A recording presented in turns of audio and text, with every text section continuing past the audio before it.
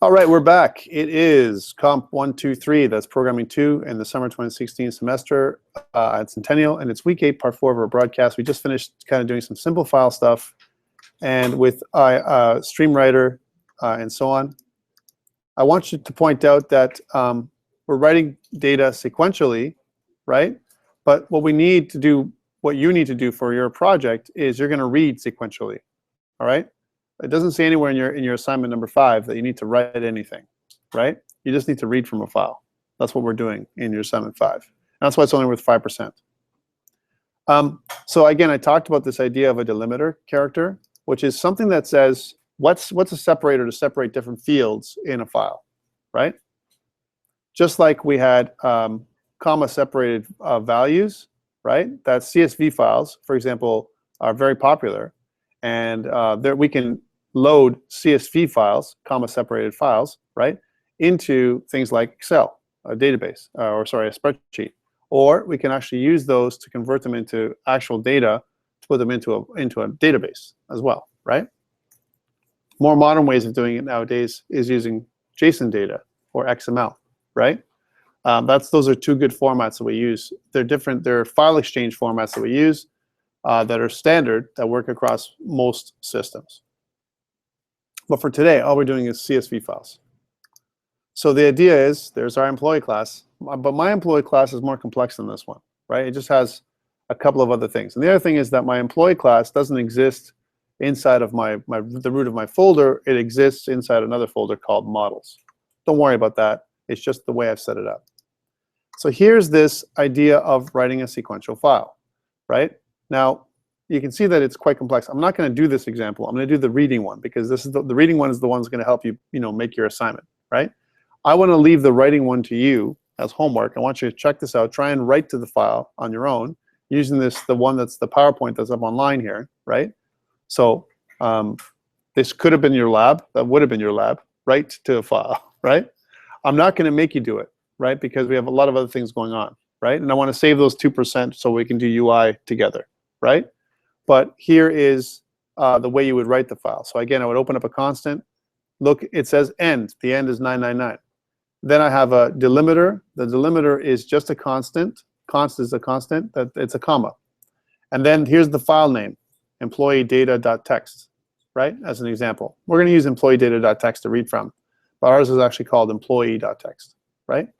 And then I make a new employee. We've already done that, right? What I'm going to do here in my file stream, the out file itself, is the same thing we did last time with the file stream. File stream and StreamWriter is exactly the same, right? We've already done this piece. That's why I don't want to do it again, right? And then what I'm going to do is I'm going to take my employee number, and I'm going to convert what I put in from the console, convert to each part of my employee object to int32 or whatever else I need. And then I'm going to use the writer.write, right? Here's the write line, to write different parts with my delimiter. Here's my delimiter. So I'm adding my delimiter in, which is the comma, to create my file. Now, you won't have to create your file. You can create it by hand, like I did, like go in there and create your student file, right? You can do that by hand, right?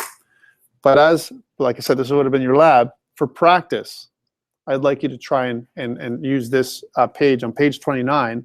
Try and make a file like this on page 29 that can create your employee file with the employee the employee model that we created together in class. Okay, it's just for practice. It's not going to be worth any marks. And I know when I don't make it worth any marks, no one does it, right?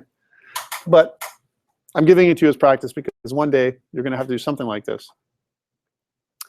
Okay, but this is the part that I really want you to focus on, which is the stream reader and the file stream. So we need to open up the file stream and then use the stream reader object to read from a file, okay? The process is very similar, but here it is. I need a delimiter, the comma, right?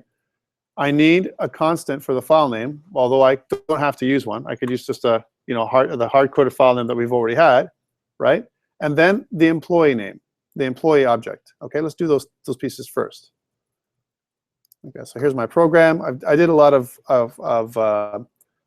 tests here, right? with all this stuff. I'm going to get rid of this. Again, I've saved it in GitHub, so you can see it in a commit. You'll see all the details in the commit. If you actually go back a commit, you can see all this stuff. And it's also recorded in the video.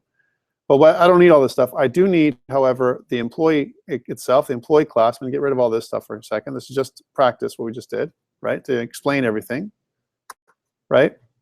And in here, I need a couple things. I need a file name, which is a string. So how do I do a const again? It's string, const, right? Const is constant. And usually by convention, not because I'm required to, I use capital letters to describe the constant, right? So if, for example, I want to do file name, I use the constant file name, right, as that.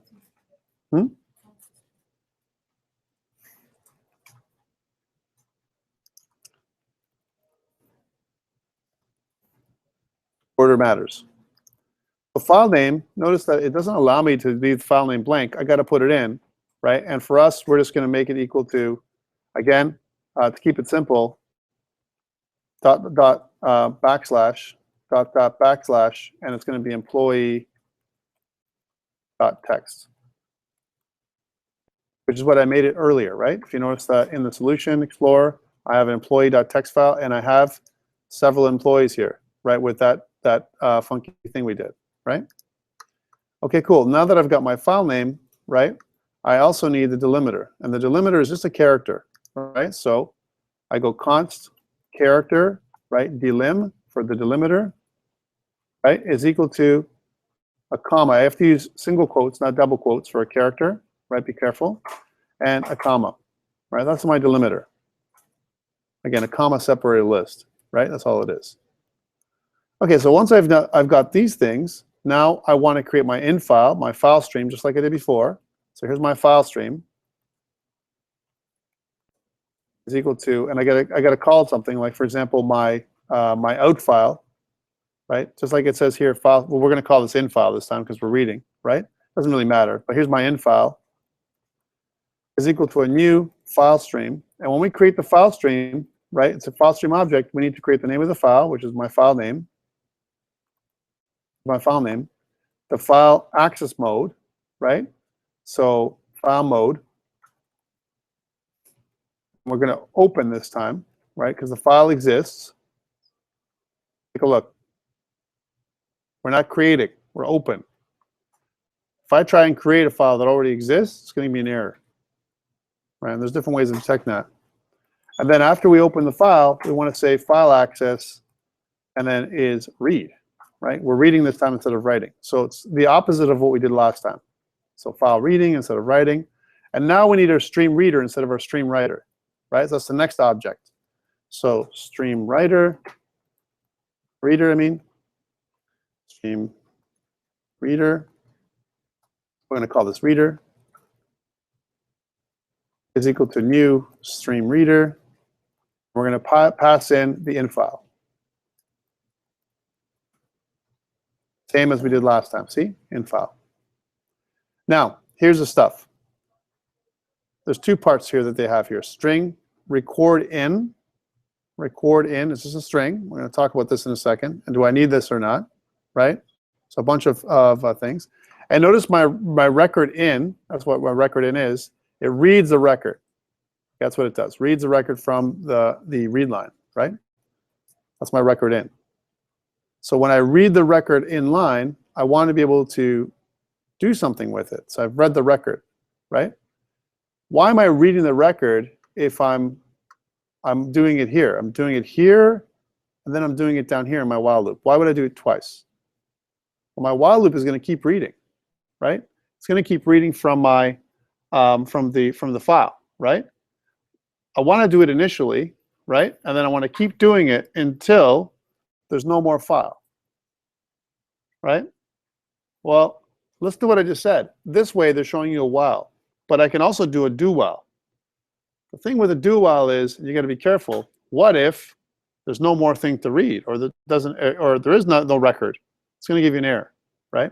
In fact, whenever I do any kind of reading or anything like that, we haven't done it so far, especially file stream in file, and all this kind of stuff. My feeling is, this is me personally, you should always wrap everything that we have here in a try catch to be safe. So let's try this out. So we'll say try, right? And you notice there's an exception. We'll throw out an exception for a second. And we'll put out in our console.write line, we'll put out, you know, error, whatever the error is. We don't know what the error is going to be yet. We may get an error, plus the exception.message. We did this earlier this week, right? Which is going to throw out the error, whatever it is. Now we're going to take all this stuff, just from a reorganization perspective, cut it, and put it inside of our try. Why? Whenever we do any kind of stream reading, stream writing, right? Whenever we do any kind of file access whatsoever, what if the file's not there? Or what if we're trying to overwrite a file that already exists? I want to be able to handle my errors here, right, in here, and as opposed for it to crash my program. I don't want it to crash my program, ever, right? So that's why we always do this try catch. So for you, when you do your assignment, try catch, all right? Please do the try catch around it, right?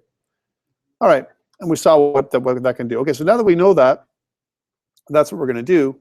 We also have something called fields, right? It's an actual, what I'm actually doing is, instead of me assigning it directly, right? Because I'm reading in my stuff, right? I need to put it somewhere, right? So when I do record in, the record in reads the entire line. The entire line is like, it's a huge string of characters that I'm getting, right?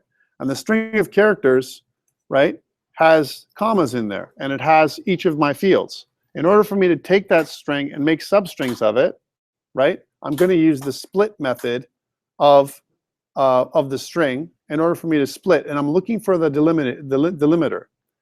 So for each delimiter, I'm going to take it and create different elements of my fields array. Okay, so my fields array is important. So I need two things. So I need my string, right, from my record in. So I'm recording the record that I'm taking into from the file. You can call that record from file, or whatever you want to call it as well. And then I need another one called fields, right? So here's my fields. And my field is actually a string array, right? So I got a string array of fields, right? And my string array, that's why arrays are so important to understand. My string array, right, is going to read in all the fields. Okay.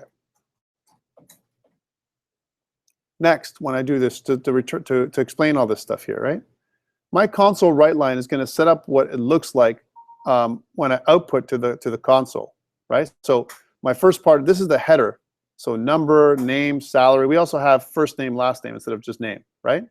And this methodology here prints out the first name, last name, or whatever. I'm not going to do this one. I'm going to leave the formatting to you, right? To print out. So otherwise, I'm going to give away everything you need, right? But I'm definitely going to read in. I'm going to use the read line method to read. We use write line for writer. We use read line for reader. Okay, that's what it is. So my record in, here it is. This is where I read from file, right? So far, I'm opening the file stream. So this is opening file stream. All right, so I can get an error when I open the file stream, for sure. Because when I open the file stream, if the file name doesn't exist, employee.txt, I get an error right away, okay? Because I'm using the open, I'm not doing a create, okay? Then when I do that, I set up data, I set up variables to temporarily hold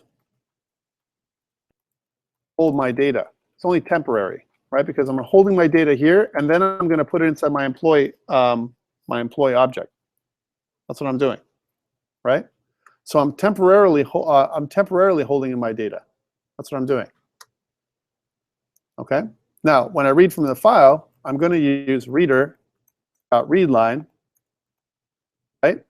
And when I use reader.readline, it's going to read from the file. Okay. If I can't read from the file, that can cause an error. That's the second point of an error, right? So an error here, I can get an error down there. There might be something that I'm doing. Now let's try actually doing the while loop. So while, and again, what you want to see is while I don't get a null, right? Someone's texting me like crazy today. I don't know what it is. Who's texting me? Someone's doing it. Okay. Awesome. So while record in is not equal to null, because record in, of course, would be, right? Reader.readline, if you notice, is one part of the record in. I want to assign this. It takes something from it, but I need to assign it somewhere. So this is where record in is going to hold this. So record in is going to be equal to what I'm getting from the file. So read from the file and assign the record to record in. Right? That's what it's going to be. So I've taken the record from the file, each line, basically each row in the file, I'm going to assign it to record in. Now, while record in is not equal to null, so I don't have an empty record, and I'm not reading an empty line, then keep reading. All right? That's what I'm going to do. So the last line in the file is going to be like the first one. So record in, right, is equal to reader.readline. Now, you might say that this is repetitive, and it is, because there's other ways to write this thing. You don't have to use a while loop. Okay? But I'm going with the example in the book, so that way you can see, you have something to to look for, right? Now the first thing I'm going to do, I'm going to use my fields, and I'm going to say field is equal to, right? And again, if you look at the record in is just the record I just got in. Record in dot split. And split is the method that splits it according to what I'm splitting it for. I'm splitting it by the separator, which is my delimiter. So I'm splitting the string that I'm getting, from my readline method of the reader. I'm getting its big string. So record in is going to be the record string, actually. And you know what? Just to make it more apparent, I'm just going to rename this thing so we know what it means. So here's my rename. Instead of record in, I'm going to call this record string. That's what it really is. So my record string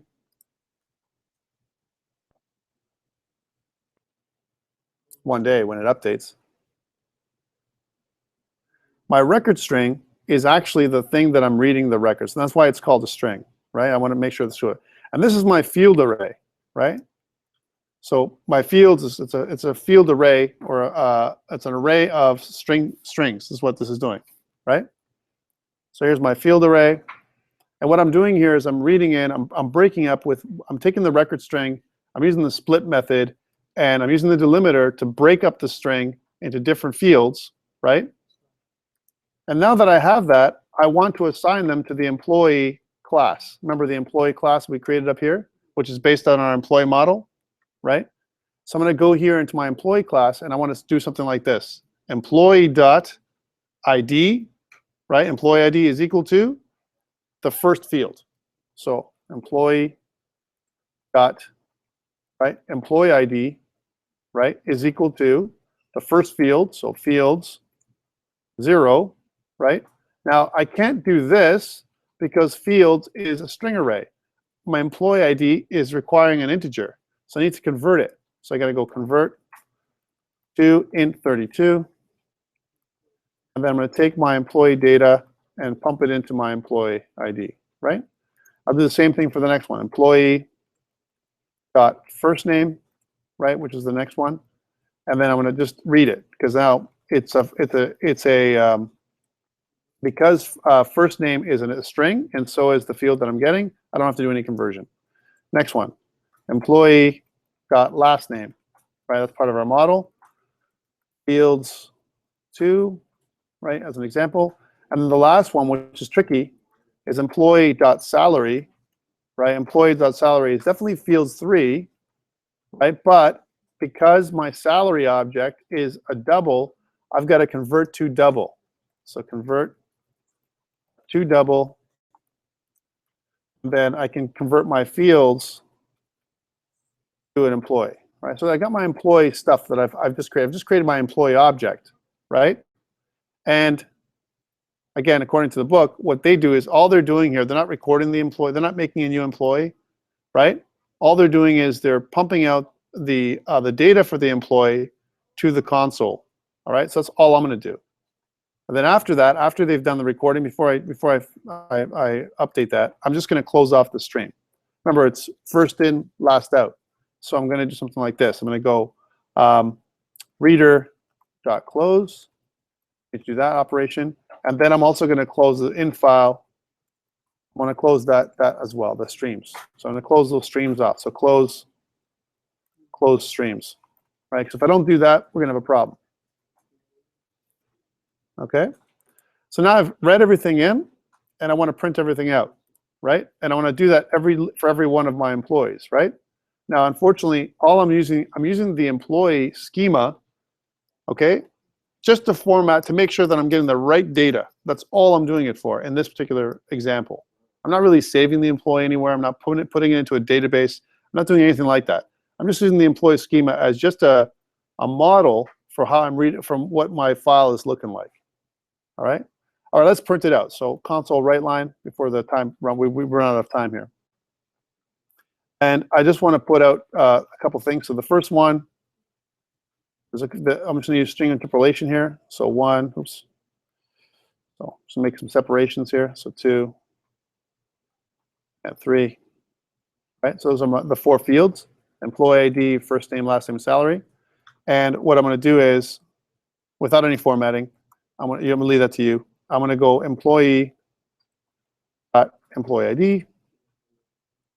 And just I'm going to separate over a couple of lines here just so you can see it a little bit clearer. So employee ID and employee first name, and then employee last name, and then employee, well, I'll split this up too, why not? Salary down here. In fact, maybe we'll do it a little differently than this. Okay, let me show you this for a second. So it'll look like this, just so you can see what it looks like.